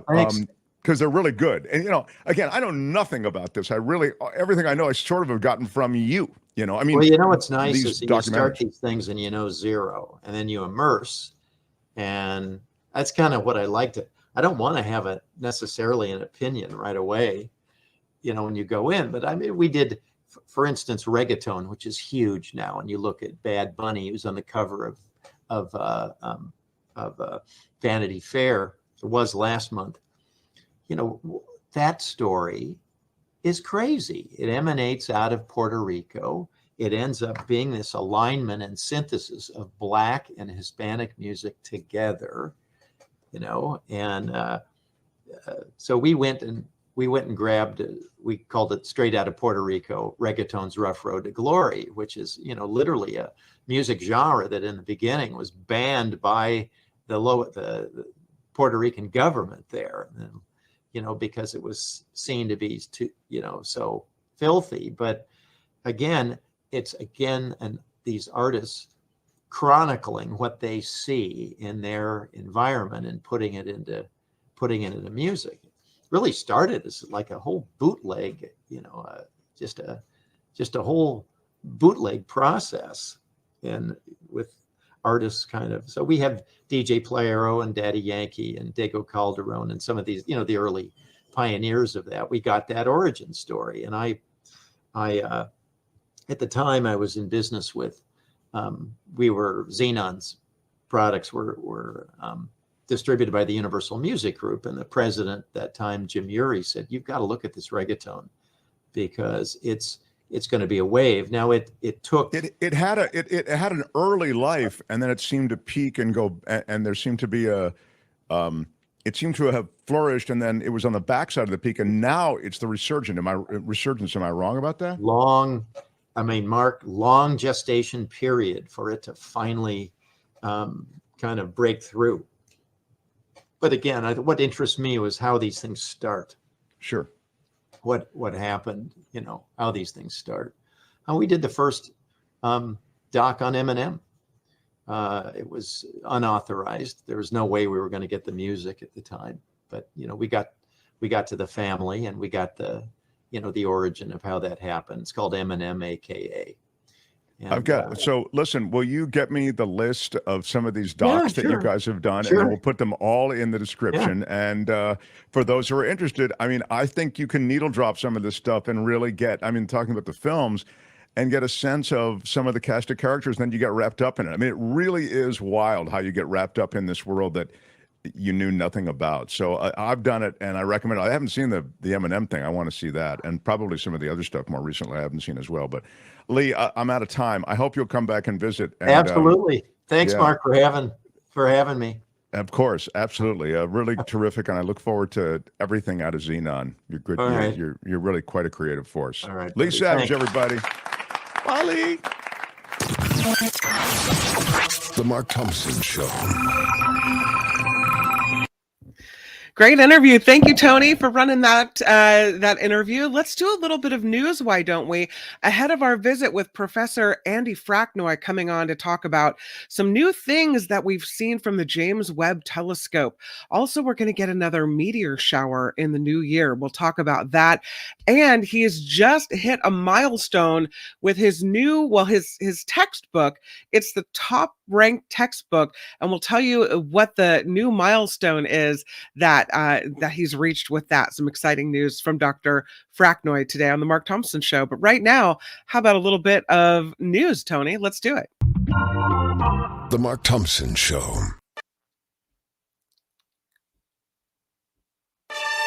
There it is. You can do it.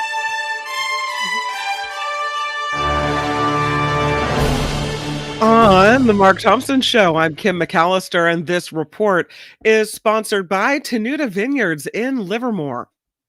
Let's talk about what's going on with the Israel-Hamas war. The United Nations Security Council set to meet today as the Israel-Hamas war continues. The council will vote on whether to call for a ceasefire. This resolution was vetoed by the United States earlier this month. This comes as talks around securing another hostage deal that would include a pause in fighting appear to be now at a standstill, although the Biden administration remains hopeful for a breakthrough. According to human rights advocates and aid groups, the majority of Gaza's population has been displaced since this fighting began. President Biden is honoring the life and the legacy today of late Supreme Court Justice Sandra Day O'Connor.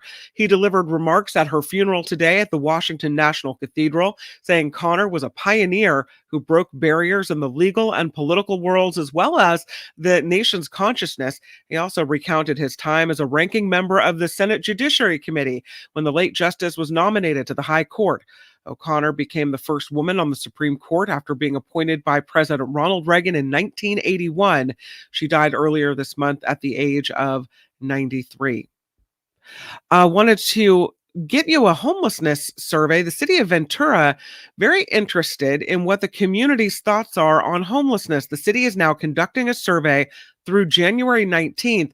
The information then will be gathered and used to develop a plan to fight homelessness. The city would like to hear from residents and business owners.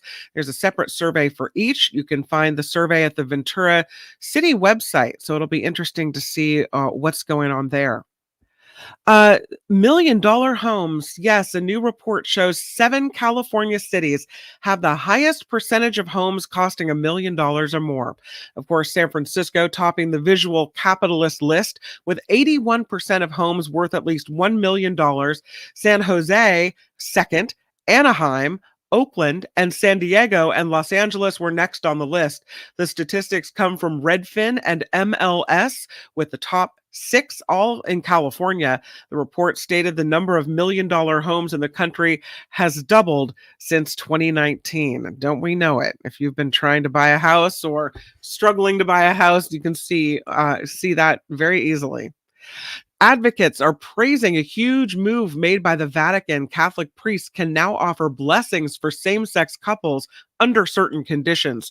Corey Pasinic is an independent Catholic priest, not affiliated with the Diocese of San Diego, but he calls it a step forward, even though the blessings will have to happen outside regular church rituals, as long as the priests don't appear to endorse same-sex marriage.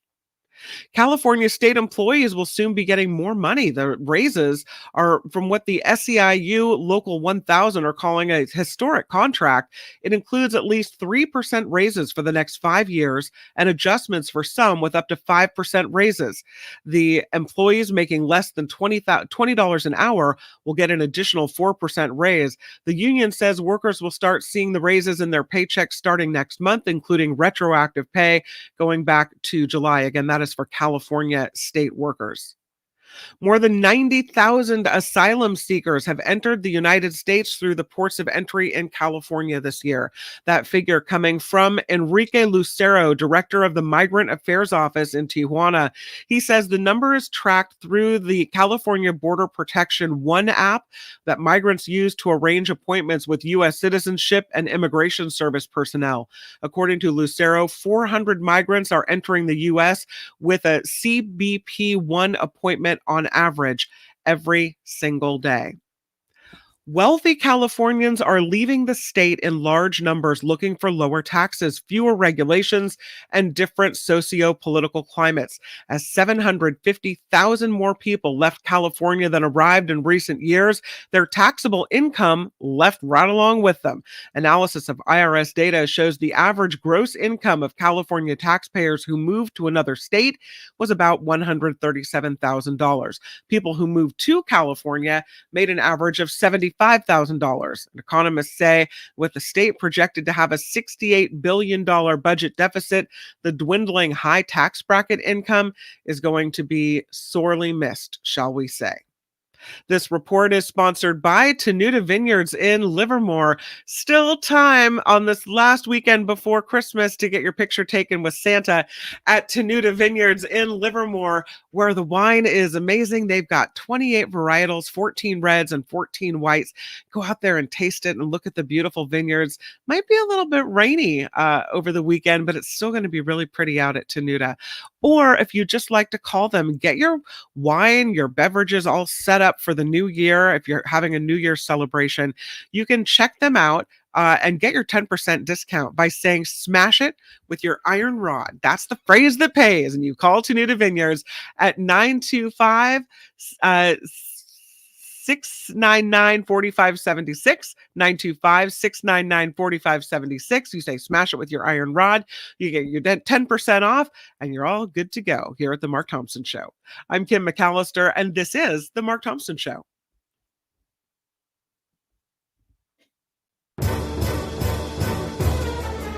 The Mark Thompson Show. It was great. I loved it. How would you handle this? We could try ignoring it, sir. Morning. You cannot say you love your country. Where are my weed smokers at? Stay at home and get baked. Well, I'm Kim McAllister in for Mark Thompson. Of course, Mark's still on a 3-week-long cruise. When last we spoke, he was docked off of Lima, Peru. But that doesn't mean the Mark Thompson Show isn't in full swing. As a matter of fact, I'm so excited today to get to welcome in Professor Andrew Fracknoy. You may know him from studying with him at Foothill College, but probably you know him from KGO Radio and other media outlets because he's so good at talking about space. Let's welcome Dr. Andrew Fracknoy, Professor Andrew Fracknoy, to the mix. Hello. Hello, nice to be with you. Nice to see you. Look at all those books you have in there. Right. Wow. So, and it's interesting that we start with books because you've got this textbook that is the #1 astronomy textbook that you co-wrote. Am I right?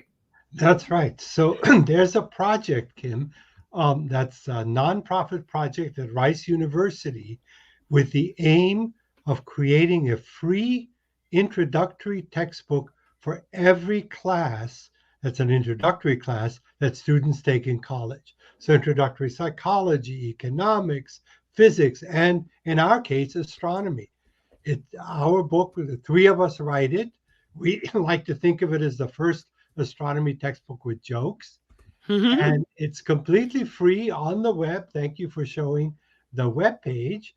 And we've just learned that 1.1 million students have used it. Wow. And so it's now the #1 introductory astronomy textbook. And you don't have to be a student to use it. Anyone can use it. It's available free on the web at the OpenStax website. Free. You making this available free to people? Free. It's the money to set this all up was paid by several major foundations, including the Gates Foundation, and now students have to pay $0. Of course, that means we get zero royalties, but it's a really good feeling that we're able to help so many students. Well, you're spreading this amazing knowledge and your passion for the subject. And I will say that textbooks, if you're a college student, that'll set you back. Sometimes one textbook can be $200 or $300. That's right. This is what has so many students upset because particularly at places like community colleges and small colleges where students are really strapped for funds, that can make a big difference. So this project prides itself on saving students millions of dollars all over the country on their textbook costs.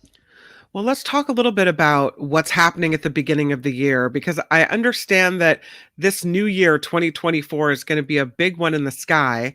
I have an article in front of me that says we're going to see January 3rd and 4th, a quadrantids meteor shower. Is that right? Yeah, good pronunciation. That's Thank right. you. So every once in a while, the Earth in its orbit, as we go around the sun, encounters a swarm of cosmic garbage. That's really the elegant way to put it. It's garbage left over from comets and other astronomical objects that shed, like your pets tend to shed. Comets tend to shed pieces of dirt and dust.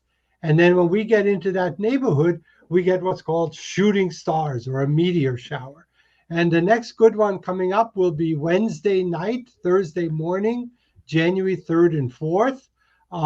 You do need to be away from city lights. If you're in the midst of city light, or if it's cloudy, you won't be able to see these objects high in the sky. But if you are far from lights and you're able to allow your eyes to get used to the dark, just like you do in a movie theater, suddenly you can see things much better and you'll be able to see more shooting stars January 3 and 4. That's pretty cool. The Lyrid meteor showers happen in April. That happens in 2024. Also, the penumbral lunar eclipse is coming in March, and a total solar eclipse in April over the US, Canada, and Mexico, apparently. Well, so penumbral lunar eclipse means that the moon won't get into the main shadow. And that's unimpressive. So we don't. Oh, we don't care about that. Okay. No, but let's focus on April 8th. April 8th, 2024 will be a total eclipse of the sun, where the moon gets exactly in front of the sun and blocks its light, allowing its ghostly atmosphere to show, which it never does in normal circumstances. And this total eclipse will be visible in a narrow path starting in western Mexico, coming up through Texas, parts of the Midwest, into states like New York, and then New England. You have to be in that narrow path to see the total eclipse, but everyone else in North America, 500 million people, will see a partial eclipse of the sun, where the sun will take a bite well, the moon rather, will take a bite out of the sun. And that could be visible to, there you see the path. Thank you for that slide. You see the path of where it's visible, but all over the country, you'll be able to see a partial eclipse. And I'm very fortunate to be part of a project, Kim, where the foundation here in the Bay Area, the Moore Foundation, has funded 6 million safe viewing glasses that let you look at the sun during an eclipse or anytime. And that will be distributed by 13,000 public libraries all across the country. I love that. This is set up. And so if you have a public library near you, you might check with them to see if they're going to be part of the distribution of glasses. Should I just go in and ask for the Professor Fracknoy glasses? No, please don't use there's a number of us associated with the project. What you want to do is ask for eclipse glasses. And there'll be other organizations, NASA and other places will also make available these glasses. But plan on that. It's a Monday morning, April 8th, 2024, will be a big day in the sky because there'll be an eclipse visible all over the country. You'll hear much more about that as we get there. It is really an exciting time for astronomers right now.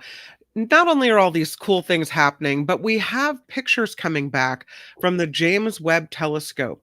And it seems like every other day I see something incredible over and over again. And just pictures of the universe, things, new discoveries, just day after day that are groundbreaking. Yeah, so here on the slide you see the James Webb Space Telescope mirror before it was launched. This is a special mirror. It's actually coated with gold. You can see the gold coating there. Very, very thin layer of gold. But this is a telescope that doesn't pick up regular light like our eyes see. It picks up heat rays, what scientists call infrared radiation. It's the heat of the universe rather than the light of the universe that we're looking at. And then when we get the pictures, we translate those heat rays into visible light so people can look at the pictures.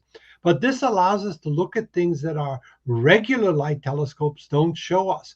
Cold things, dark things. Here, for example, you see the planet Uranus, which has very faint rings around it. But in heat rays, the rings become really spectacular. Look at that system of rings. Now, Uranus is a planet that's actually sideways. And so the rings are not horizontal, they're vertical. Because sometime early in the history of the solar system, the planet Uranus got kicked on its side. And like many an accident victim, it can't straighten out.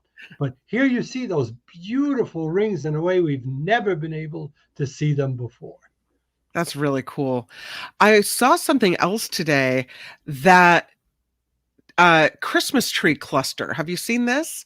NASA today is putting out a new image. They call it NGC 2264, known as the Christmas tree cluster.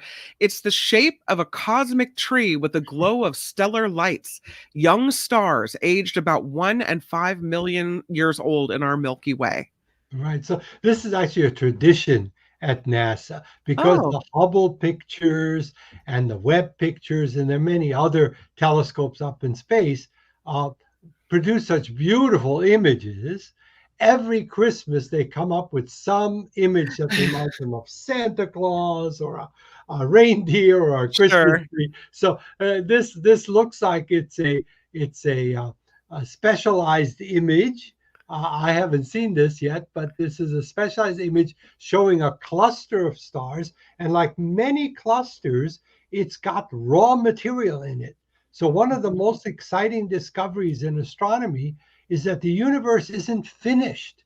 There's still a lot of raw material hanging around in the form of gas and dust. And it's out of this raw material that new stars, new planets, new structures are still being made all around the sky. So in a cluster like this, you see not only stars, but the stuff from which stars are made. And that's the green fuzzy stuff that's showing in this picture. The James Webb Telescope also may have spotted the oldest black hole ever seen.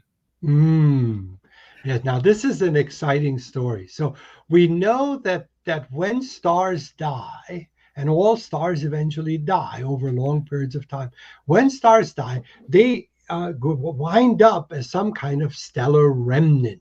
Just like a human being becomes a corpse, there are star corpses. And some star corpses continue to glow for a while, but there's a particular kind of star corpse called a black hole, in which the star collapses and collapses and collapses until the gravity of the dead star becomes so strong that nothing, not even light, can get away from it. And if its light can't escape, it'll be black. If you throw something in like a teddy bear, you won't see it again. So we call such objects black holes. And black holes can grow if they eat things. So if you feed a planet down a black hole, it gets bigger. Here actually is the first image ever taken of a black hole. Again, not in visible light, but in microwaves and radio waves. But here you see an image. This actually may not be the scientific image. This may be from the movie Interstellar. So interesting. But that's what a black hole might look like. And now we're finding big ones, much bigger than a single star. For example, the center of our Milky Way galaxy, are you ready for this? The center of our own galaxy of stars has a black hole which has already eaten 4 million suns worth of material. Wow. Enough material to make 4 million stars like the sun.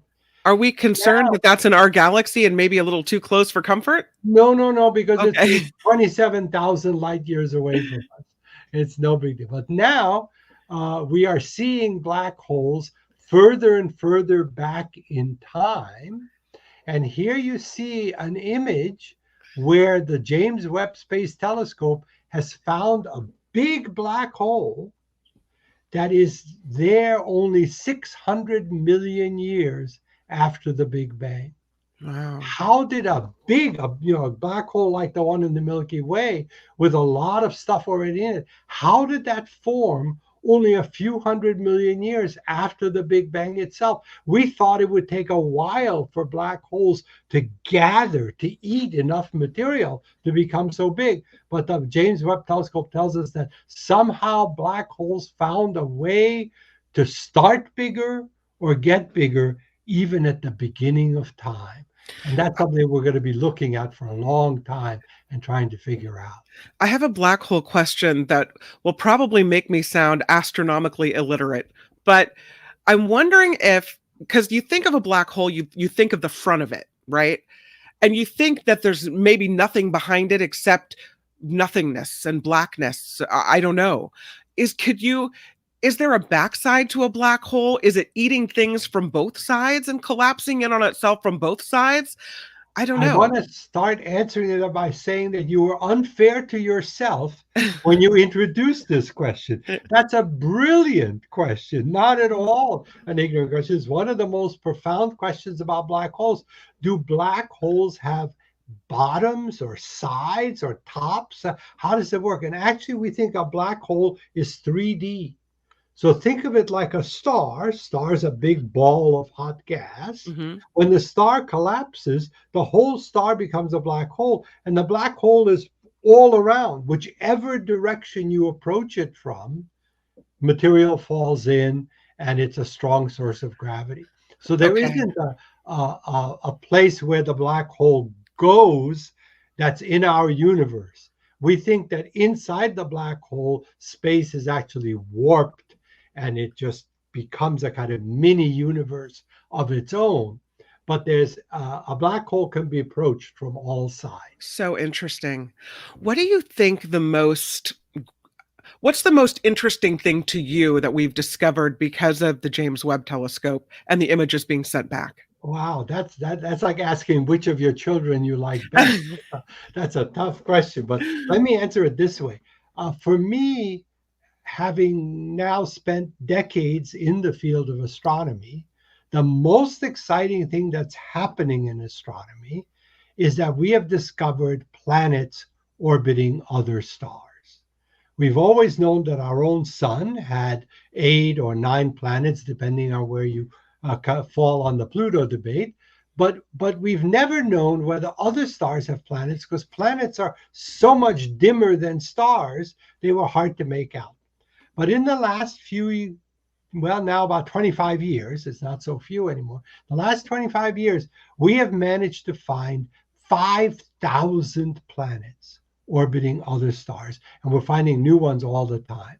And what the James Webb Telescope is enabling us to do is not only to find such planets, but to figure out what the air around them is made of, to get the heat rays from these planets and figure out the composition of their outer layers, which is usually their atmospheres.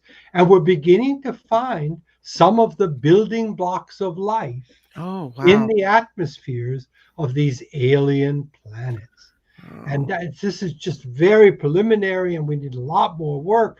But already the first few discoveries are hinting at substances which here on Earth we associated with the very first stirrings of life, the chemical mixtures that led to life on Earth. So that's very exciting, that the possibility of life elsewhere is something that we can investigate with the James Webb Space Telescope. And here you see how we find these materials. This is what's called a spectrum. When you spread out the light or the infrared rays from a star or a planet, you can read off the different elements or substances by the imprint they make on the light. Different substances leave an imprint on the light, and we can read off that imprint when we make a spectrum like this. So here you can see methane and carbon dioxide and some sulfur compounds in the atmosphere of this exoplanet or alien planet.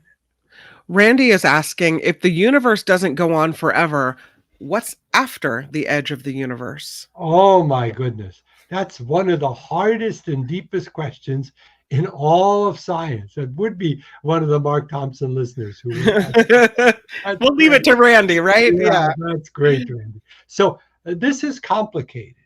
Is the universe a place which goes on forever, or does it have an edge? Is there some limit to it? And if so, as Randy asked, what's beyond the edge? When I was growing up in astronomy, this was still an open question. There were indications that the universe might have an end, an edge, and there were indications that it might not. Now, more recent observations indicate that the universe really is infinite. Now, we can't see all of it. We can only see the parts that where the light has reached us, but it may well be that the universe goes on forever. That's what the most sort of recent and most reliable experiments have been showing. So interesting, but we'll never know because, again, as you say, we'll never see it. So how do you confirm it? Well, that's right. It's only from the properties of the universe, the way light, for example, bends, and the way gravity and the motion of the galaxies are balanced, that we can tell these things. Again, one of the discoveries that I think is really exciting that has been changing astronomy is that the whole universe is expanding. All the galaxies of stars are moving away from each other, and that's been known since the 1920s. What we're now discovering is that this expansion seems to be speeding up, and nobody expected that. You know, in your car, that you can coast in your car without giving it extra gas.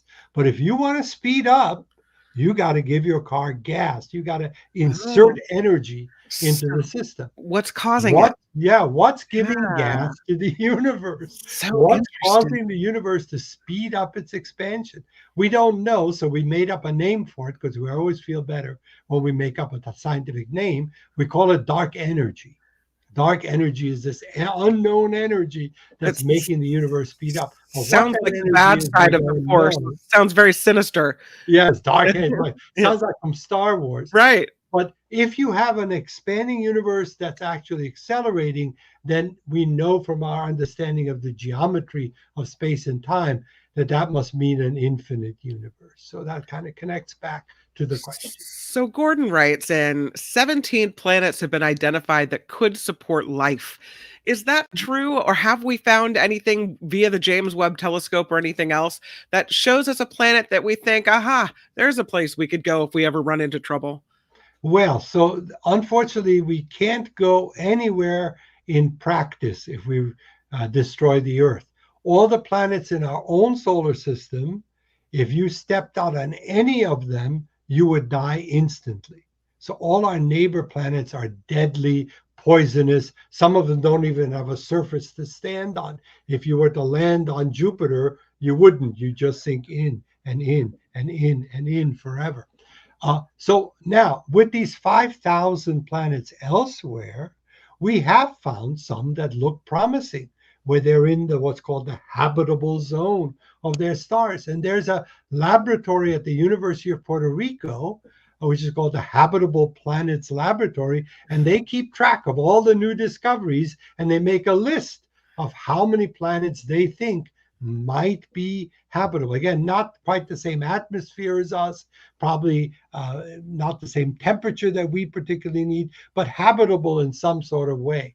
I don't know if that number is 17 or 18, but yes, they're keeping track of that. But those stars are so far away that the fastest spacecraft we have ever built would take millions of years to get to them, because they're really far, far away. And so the chances of us being able to move there anytime soon is not very good. We have to take care of planet Earth, because there is no alternate planet. There's no planet B that we can easily move to. I'm almost out of time, but I wanted to ask you about this huge contribution that came into the SETI Institute for studying whether or not alien life exists. That's right. So I'm on the board. I've been privileged to be on the board of an organization, a nonprofit called the SETI, or Search for Extraterrestrial Intelligence Institute. And we look for what's called techno-signatures, signatures of alien technology, whether it's TV shows or radio broadcasts or giant heat factories, but something that tells us about alien technology. It's now possible to do that. And we were very fortunate that Franklin Antonio, one of the founders of Qualcomm, who sadly passed away recently, has left us $200 million to speed up the search for alien technology, for technology from elsewhere. Not that they're coming here. We want to get them where they live. We want to pick up signs of their technology where they live. And now we will have many new ways to do that. So very exciting time. So interesting. If we know they exist, if we find them and we know they exist, do we contact them? And are we sure we want to? Yes.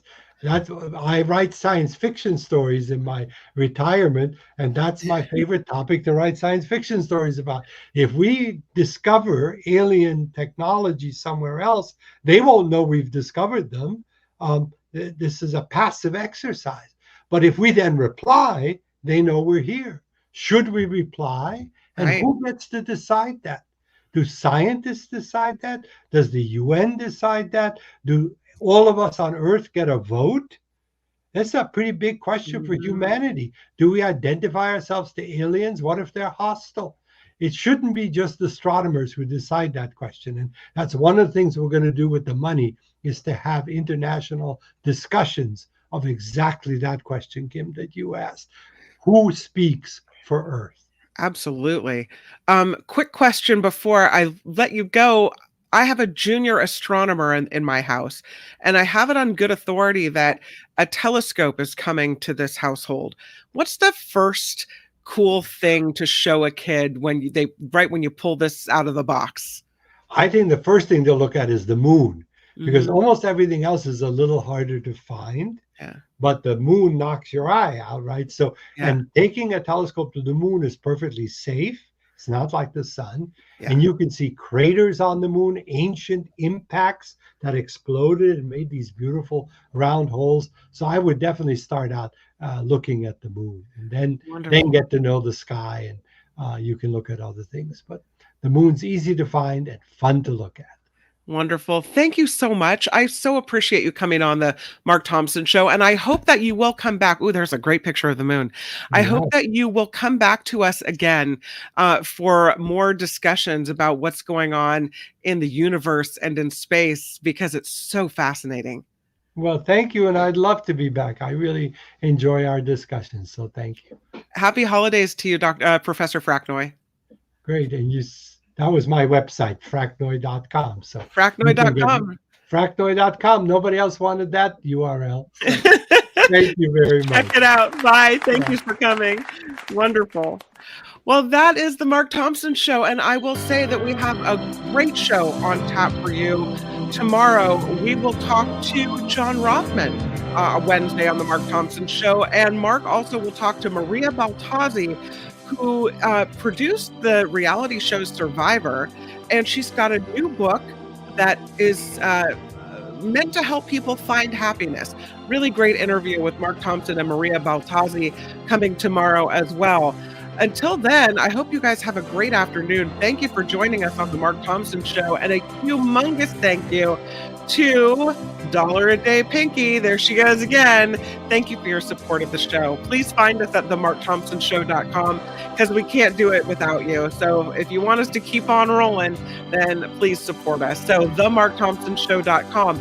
On your way out, if you could check click the thumbs up button, click the subscribe button. For the Mark Thompson Show. It's time, Bye-bye. sadly. Bye, Tony. Bye, everybody. Have a great rest of your afternoon. Bye. Bye-bye. See you on the After Party Live next.